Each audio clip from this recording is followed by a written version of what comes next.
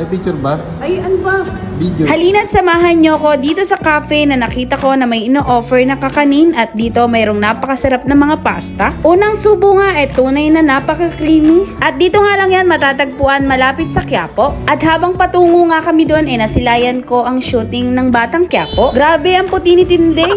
At ayun nga ang overpass na babaybayin patungo sa cafe. Sa pagbaba ng overpass sa bandang kaliwa makikita na ang 5&2 Coffee House na nagbukas nung Marso. Andito pa nga lang ako sa labas talagang ginising na ako sa amoy ng kape nila. At dali-dali na nga rin akong pumasok para mahusgahan ang kanilang ino-offer. At syempre bilang gustong-gusto ni Habibi ang kape hindi na rin niya pinalagpas to.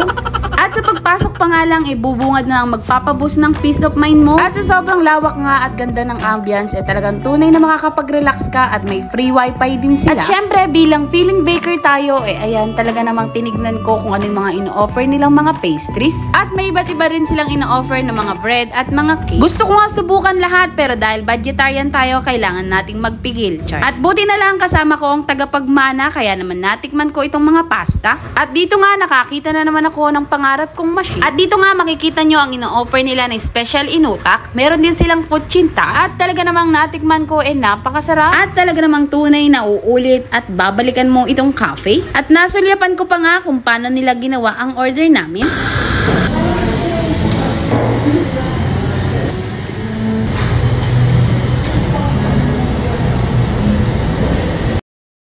At kung sa presyo lang naman nagre-range lang naman ng 100 to 160 pesos ang ino-offer nilang mga coffee. At for me, hindi kayo magsisisi kung susubukan nyo dito. At kung panglasang Pinoy ang hanap nyo sa kakanin talaga namang panalo to. At di nga rin pauhuli ang kanilang creamy carbonara at ang isa pang ino-offer na creamy chicken pesto. Kaya subukan nyo na rin. Yun lang, salamat!